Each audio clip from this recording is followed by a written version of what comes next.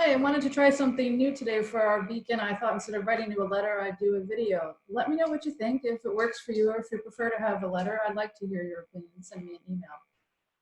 So one of the things I wanted to talk to you about today is that in clergy groups, we've been talking about how communities respond to disasters.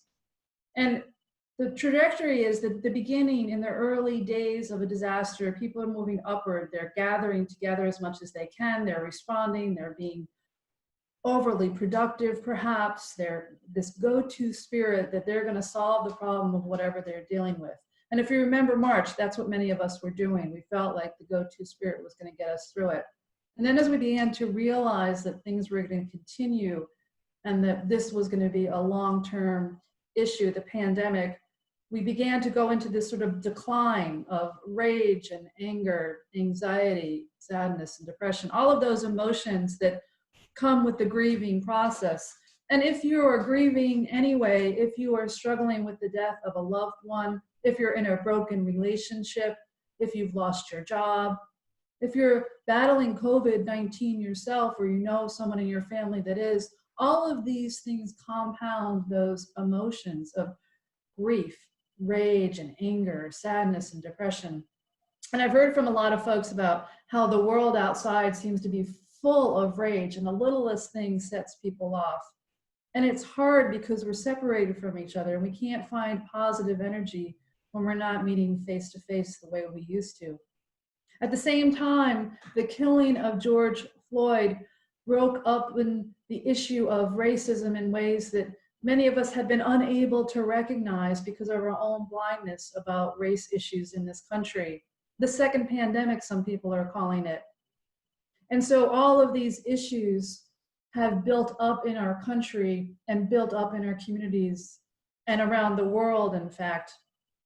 It's a lot to deal with, and many people are struggling through this. And so what do we do in the midst of this? How do we respond?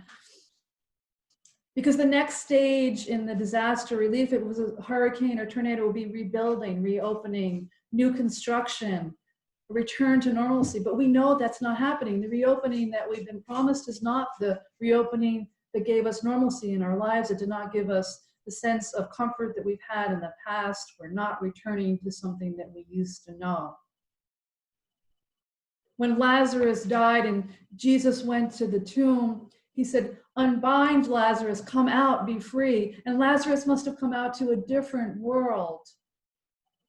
And I've been thinking a lot about that. We're still bound up in all of this, in all of these emotions, of all of this processing in the middle of trauma. And we know that God is with us. Remember, Jesus wept when he heard that Lazarus has died, and God is weeping now for us and with us in the midst of our sadness, our anxiety, and all of our concerns, and in the midst of the tragedies that are unfolding in this nation around racism and the tough issues that we're facing in the world. And so what do we do in the midst of this? Well, first off, pray to God, open your heart to God's love and God's comfort. Turn over to God your fears and your worries, your lamentations. Turn over to God your gratitude and your thanksgivings. Be gentle with yourself. Take care of yourself in whatever way you can. Maybe turn off the news sometimes. You don't need to know everything that's going on. Take walks, read books, reach out to people you love.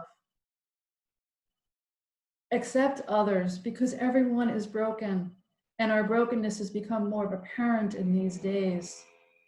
Accept them as you can, and accept yourself for who you are as beloved child of God.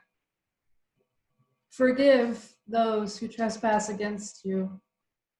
It's a hard one, but it's one we're called to. It's one that we're invited to, and one that God walks with us on that journey of forgiveness. It will free you and it will free others. If you're able to be with other people, your family members or friends, hug them and let them know that they are loved. There's so many opportunities for goodness in this world. Open your eyes to those possibilities. See the goodness in others and see the goodness in yourself. And if it becomes too much, reach out, find a therapist, call me, call Reverend Eric. We're happy to talk, we're happy to pray. You're not in this alone. There's so many family and friends that you have to connect with. I'm sure they would love a phone call if you can just say, I'm sad, I'm lonely, I'm worried. And remember, my friends, remember, life is short. We don't always have time to gladden the hearts of those we meet, to make haste to love, and to do kindness. And may the blessing of God the Father, God the Son, and God the Holy Spirit be with you today and forevermore. Amen.